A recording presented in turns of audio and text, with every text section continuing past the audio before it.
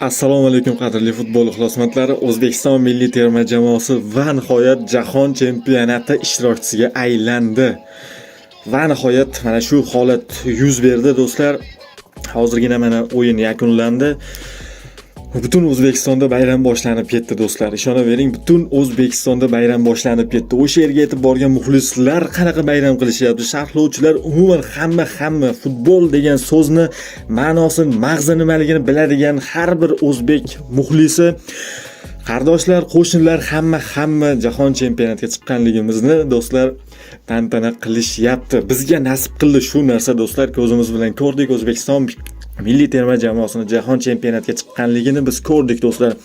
2025-yilda tug'ilgan, mana shu yili tug'ilgan, dunyoga kelgan yosh avlodga havasim kelyapti. Qachon tug'ilgansan deb ularga savol berilsa, O'zbekiston ilk bor jahon chempionatiga chiqqan yili tug'ilganman deydi. O'zini yilini aytmasdan aynan shuni aytishadi do'stlar.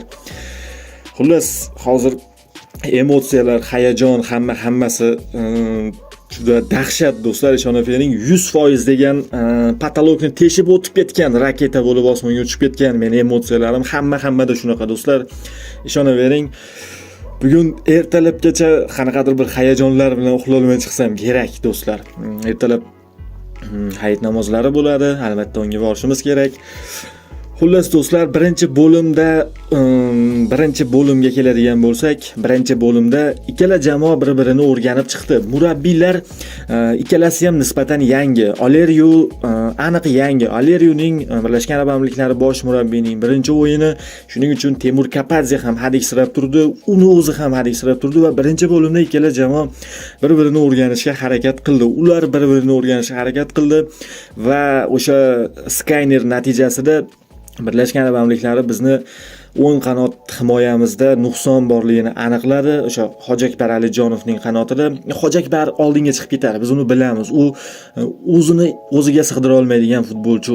Oldinga chiqib ketaveradi, himoyani nisbatan unutib qo'yishi mumkin. U hujumkor futbolchi. Shunaqa bo'lgani uchun ham shu terma jamoada yuribdi. Shuni aniqladi va aksariyat o'zining hujumlarini chap qanotdan tashkil qilishni boshladi Birlashgan Arab Amirliklari. Temur Kapadze ham albatta buni ko'rib turganda Temur Kapadze qanaqa qilib yopish kerakligini tanaffus paytida yigitlarga tushuntirdi. O'yin tempini qanaqa qilib o'ldirish kerakligini, hakamni jarimalarga sabab bo'lmasdan, sariq yoki qizil kartochkalarga sabab bo'lmasdan qanaqa qilib qoidalar, foulni o'sha chegarasida buzish kerakligini hammasini Temur Kapadze futbolchilarga juda yaxshi tushuntirgan. Bu o'yin do'stlar, bu mana shu jahon chempionatiga chiqqanimizdagi eng muhim o'yinimizda Srechko Katanesning ham xizmatlari juda katta do'stlar. Chunki Srechko Katanesning o'yin uslubiga Temur Kapadze ba'zi bir o'zgartirishlarni kiritdi. Aynan mana shu taktika Srechko Katanesning taktikasi edi. Agar uning o'zi sog' bo'lib shu yerda bo'lganda ham shunaqa o'yin qurgan bo'lardi. U umuman oldinga telbalarcha o'tib ketmasdi. Temur Kapadze ham xuddi shunaqa qildi va to'g'ri qildi do'stlar. Birinchi bo'limimiz nisbatan yomon ko'ringan bo'lishi mumkin, lekin natija kerak bo'lganda, u hakamning hushtagiga chalingandan keyin sen jahon chempionati ishtirokchisi bo'ladigan o'yinda shunaqa o'ynash kerak do'stlar. U oldinga chiqib hujumlar qilish yoki raqibni bo'sh nuqtalarini aqtarish, bu do'stlar bo'ladi.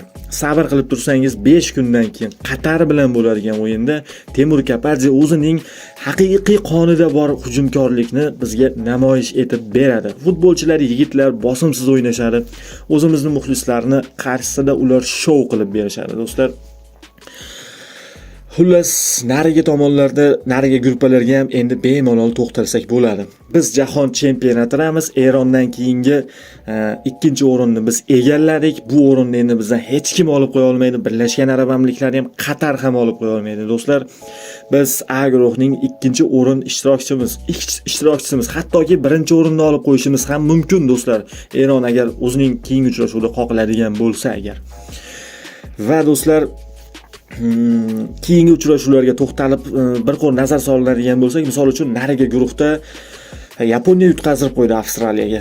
Butun o'yin davomida hujumkorlik, o'zini o'yin stilini ko'rsatgan holda oxirgi daqiqada behech gol urib ketdi va Avstraliya jahon chempionatiga chiqdi do'stlar. Yaponiya va Avstraliya chiqib bo'ldi jahon chempionatiga. A guruhida Eron va O'zbekiston chiqib bo'ldi. ko'p ehtimol Janubiy Koreya chiqib bo'ldi va endi Iordaniya chiqishga juda yaqin turibdi do'stlar. Iordaniya hozir o'yin yakunlangan bo'lsa, hisobga qaramadim. Iordaniya chiqqan bo'lsa bo'ldi.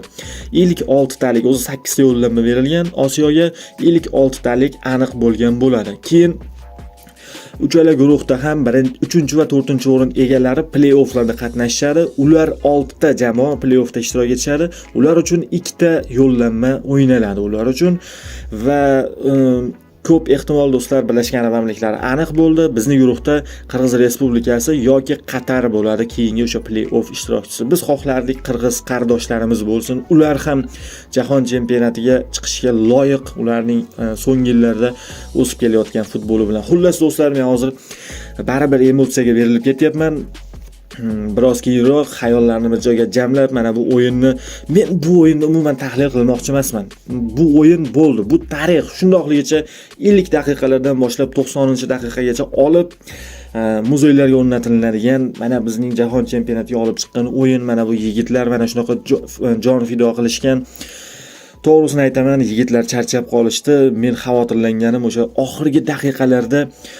Bundan oldingi o'yinlarda Birlashgan Arab Amirliklari juda ko'p gol urib ketganda, so'nggi daqiqalarda shu kutilmasin, shu holat yuzaga kelmasin, Qatar bilan bo'lgan ssenariy takrorlanmasin deb kutib turdim. Yaxshi do'stlar, bo'lmadi, biz jahon chempionatimiz. Demak, bu o'yinni muhokama qilishni umuman keragi yo'q. Natija bor, biz g'alaba qozonmasdan turib g'alaba qozondik do'stlar. Xullas, bu o'yin shunaqa o'yin edi. Ko'rishuncha barchaga g'alaba, barchaga jahon chempionati 2026 muborak bo'lsin va bundan keyingi jahon chempionatlarida uzluksiz ishtirok etishni o'zimizga odat qilib olaylik. Ertaga bafurcha boshqa guruhlarni tahlil qilgan holda video kuting do'stlar va keyin Qatar bilan bo'lgan o'yinlarni tahliliga ham bemalol o'tamiz. O'zingizni ehtiyot qiling, ko'rishguncha salomat bo'ling.